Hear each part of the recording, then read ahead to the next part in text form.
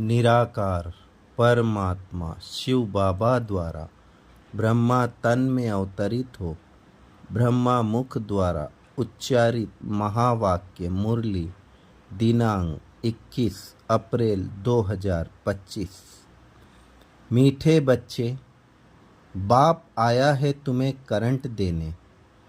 तुम देही अभिमानी होंगे, बुद्धि योग एक बाप से होगा तो करंट मिलती रहेगी। मीठे बच्चे, बाप आया है तुम्हें करंट देने। तुम देही अभिमानी होंगे, बुद्धि योग एक बाप से होगा तो करंट मिलती रहेगी।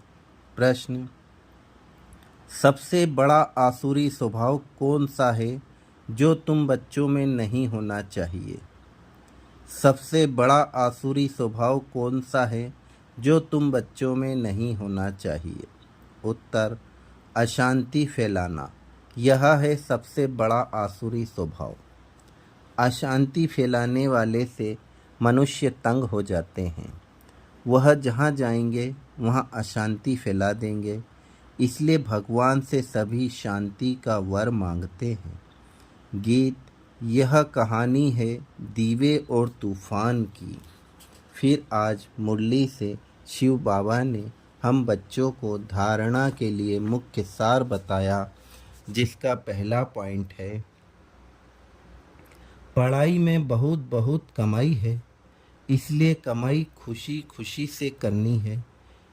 पढ़ते समय कभी उबासी आदि ना आए, बुद्धि योग इधर उधर ना भटके, पॉइंट्स नोट कर धारणा करते रहो।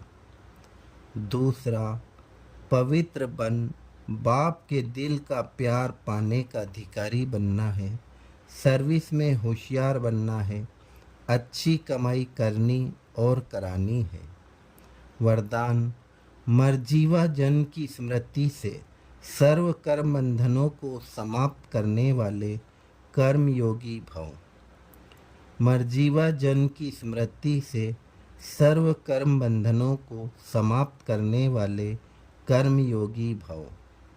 यह मरजीवा दिव्य जन्म कर्म बंधनी जन्म नहीं, यह कर्मयोगी जन्म है। इस अलौकिक दिव्य जन्म में ब्राह्मण आत्मा स्वतंत्र है, ना कि परतंत्र। यह देह लोन में मिली हुई है। सारे विश्व की सेवा के लिए पुराने शरीरों में बाप शक्ति भर कर चला रहे हैं। जिम्मेदारी बाप की है, ना कि आपकी। बाप ने डायरेक्शन दिया है कि कर्म करो।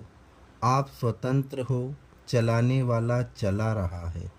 इसी विशेष धारणा से कर्म बंधनों को समाप्त कर कर्म योगी बनो। स्लोगन, समय की समीपता का फाउंडेशन है बेहद की वैराग्य वृत्ति। समय की समीपता का फाउंडेशन है बेहद की वैराग्य वृत्ति। ओम शांति।